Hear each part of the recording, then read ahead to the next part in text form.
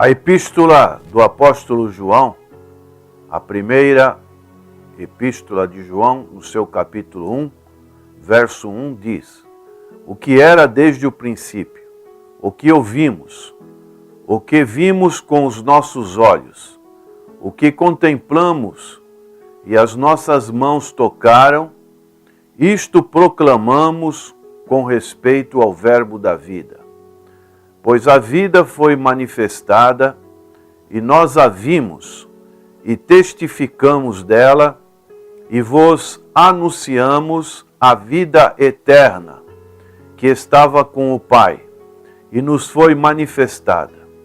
O que vimos e ouvimos, isso vos anunciamos, para que também tenhais comunhão conosco. E a nossa comunhão é com o Pai e com o seu Filho Jesus Cristo. Estas coisas vos escrevemos para que a nossa alegria seja completa. Você já ouviu falar na palavra empirismo? O que significa a palavra empirismo? Essa palavra foi abordada na palestra do pastor Edson Miranda, dentro do curso que a Igreja Evangélica da Paz está promovendo, no tema Modismos Pentecostais.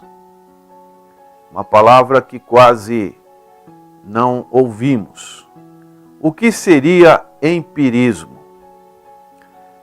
Empirismo é uma doutrina ou sistema filosófico que tem como seu idealizador, como seu pai, um cidadão inglês chamado John Locke.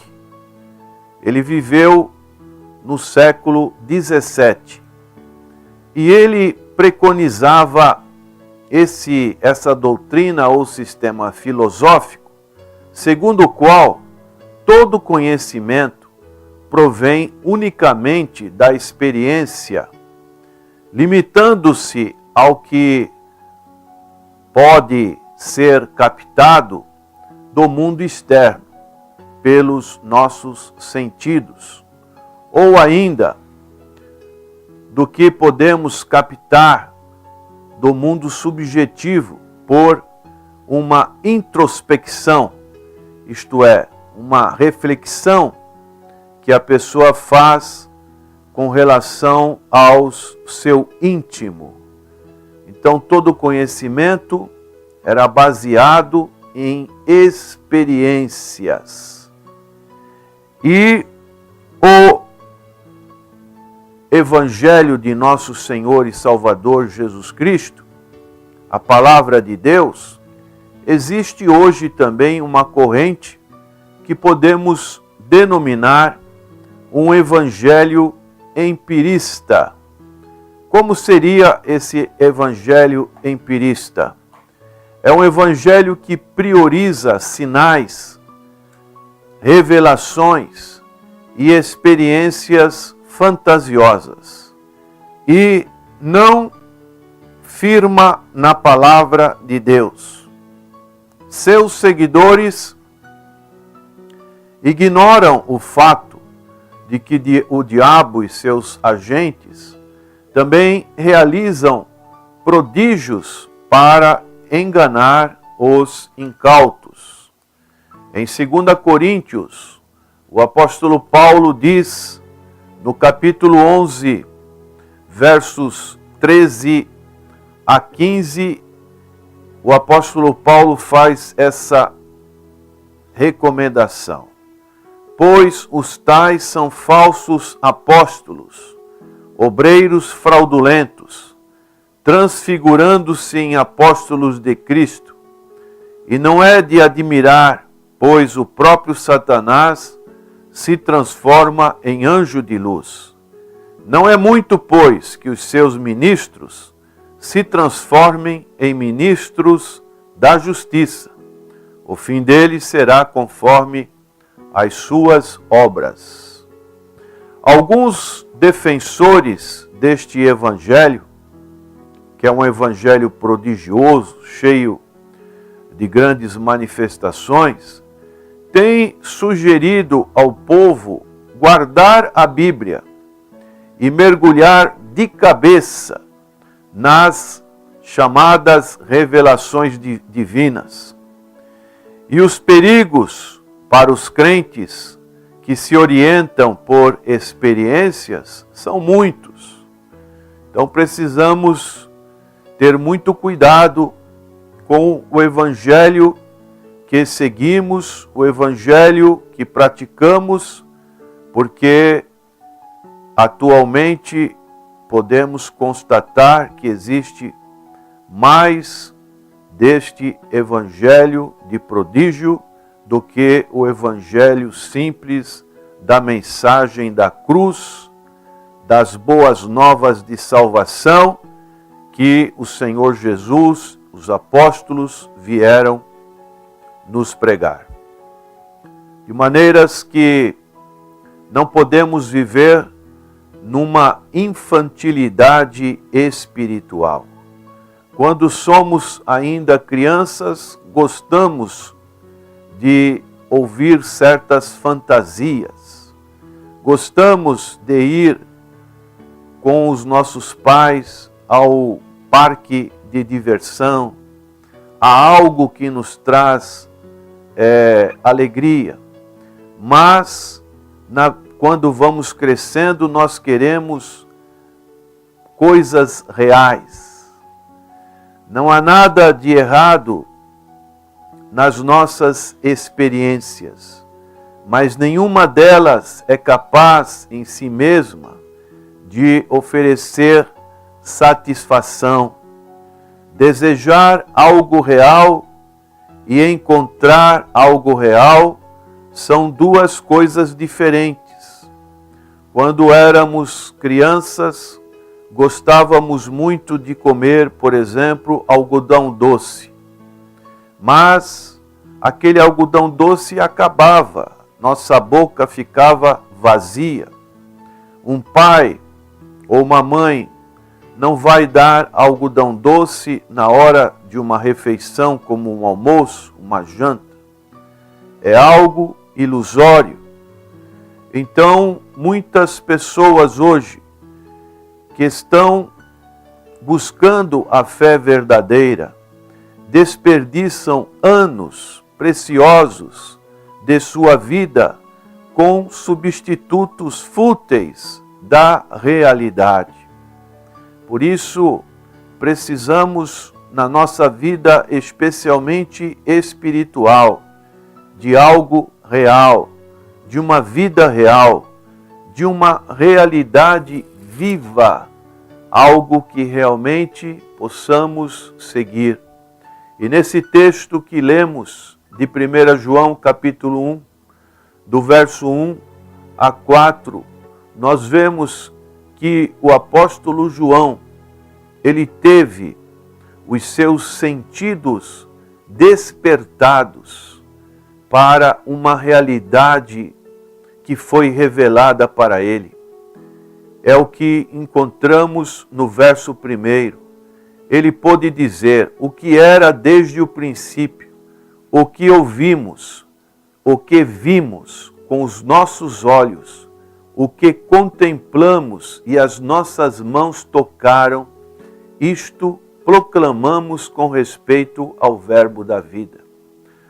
Ele presenciou, ele viu, ele ouviu, ele tocou com as suas mãos.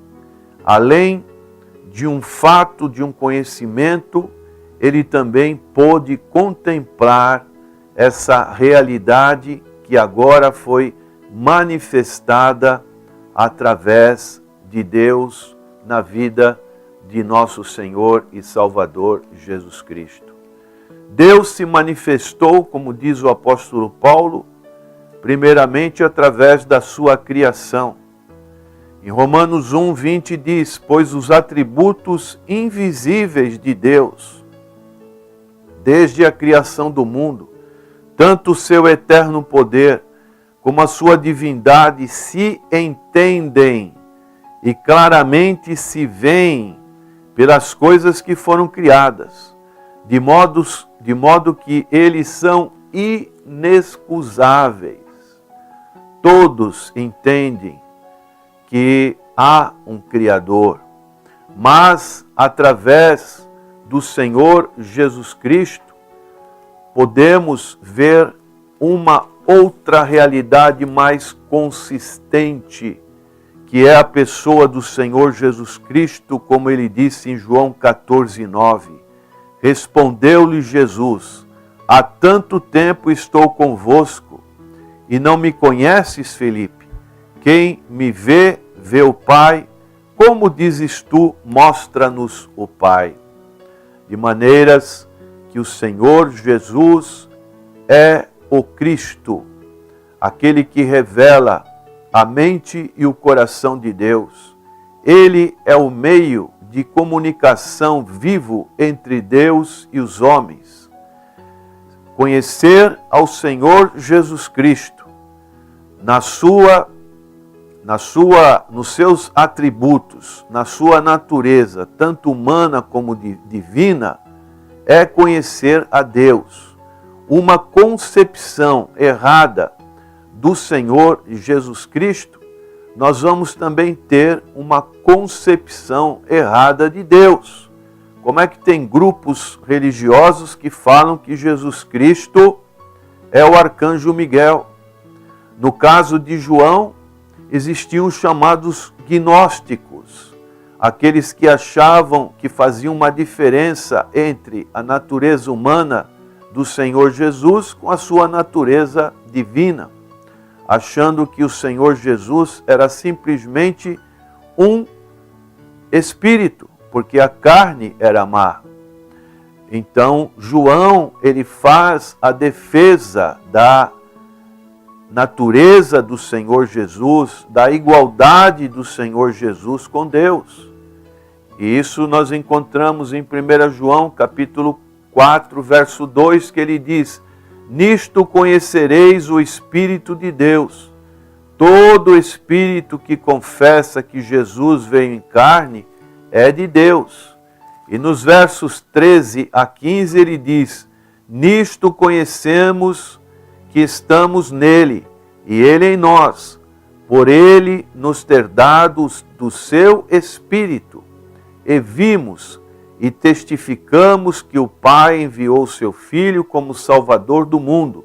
Todo aquele que confessar que Jesus é o Filho de Deus, Deus está nele e ele em Deus. Aqui encontramos, em outras palavras, a doutrina da Trindade. Não encontramos, como alguns grupos religiosos falam, que a palavra Trindade não está na Bíblia, mas ela está muito clara em vários textos. No seu conteúdo geral, doutrinário, nós temos essa importante doutrina que é a Trindade. 3, com o termo unidade 1. 3 em 1, ou 1 em 3. Não 3 deuses, como alguns querem colocar. O único Deus existente eternamente em 3 pessoas, o Pai, o Filho e o Espírito Santo. Então essa vida foi revelada, é uma experiência da revelação que o apóstolo João faz. Depois ele fala que essa vida foi experimentada, é algo que ele provou. No verso 2 ele diz: pois a vida foi manifestada e nós a vimos e testificamos dela, e vos anunciamos a vida eterna que estava com o Pai e nos foi manifestada.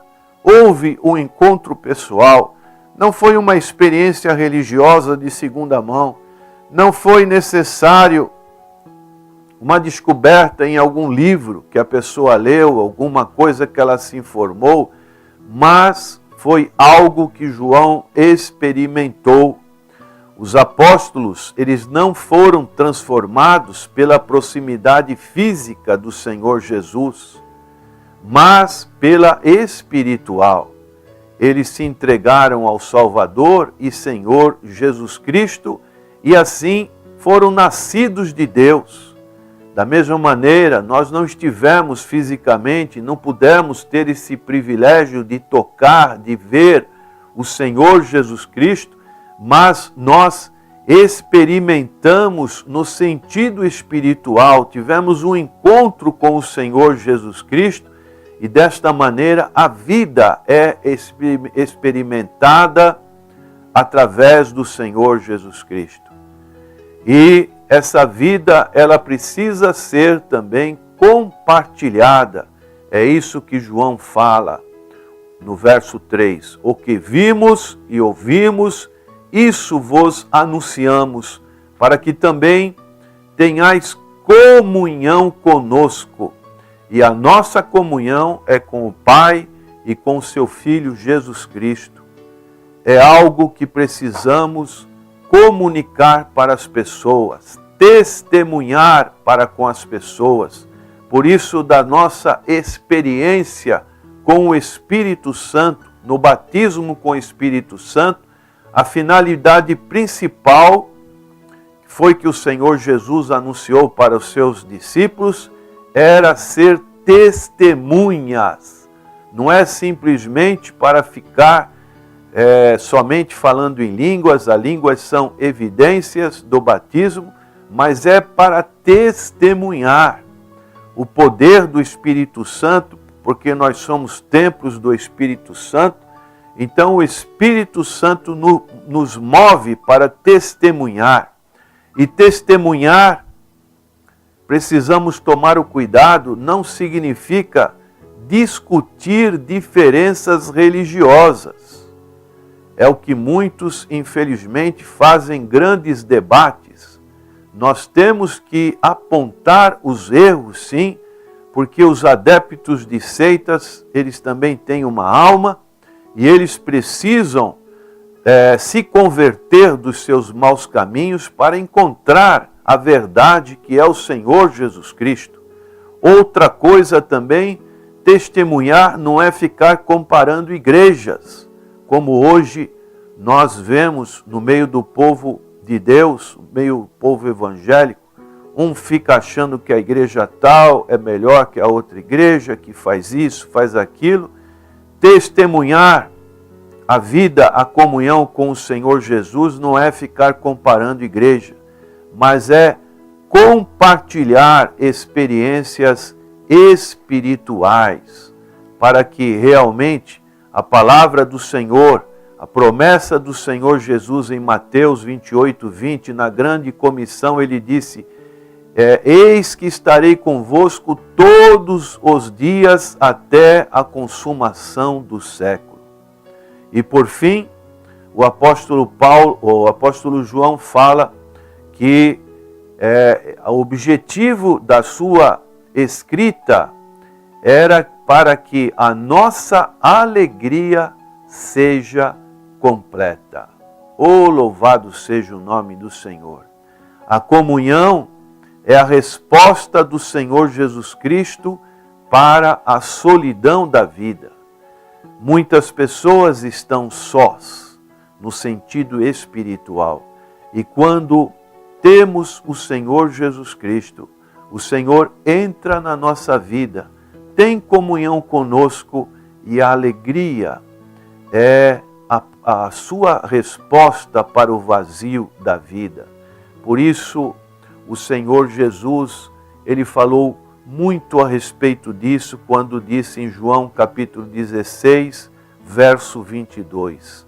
Assim também, vós agora, na verdade, tendes tristeza, mas outra vez vos verei, e o vosso coração se alegrará, e a vossa alegria ninguém poderá tirar. Oh, louvado seja Deus, porque nós estamos enxertados na videira verdadeira, que é o Senhor Jesus Cristo, que disse também em João 15:11, tenho-vos dito isto, para que a minha alegria esteja em vós, e a vossa alegria seja completa. Por isso, quem tem a Cristo é uma pessoa que está, por pior que seja a situação, ela tem que estar alegre, ela tem que ter esta alegria completa. E como dizia Neemias, capítulo 8, verso 10, a alegria do Senhor é a nossa força. Oremos. Senhor, que a manifestação do Senhor Jesus Cristo seja integral, seja verdadeira na vida dos nossos ouvintes, que não estejam experimentando fábulas, coisas místicas, mas que a Tua palavra seja o guia, o norte para a vida espiritual, a vida real espiritual. É o que nós suplicamos através do Espírito Santo de Deus. Amém.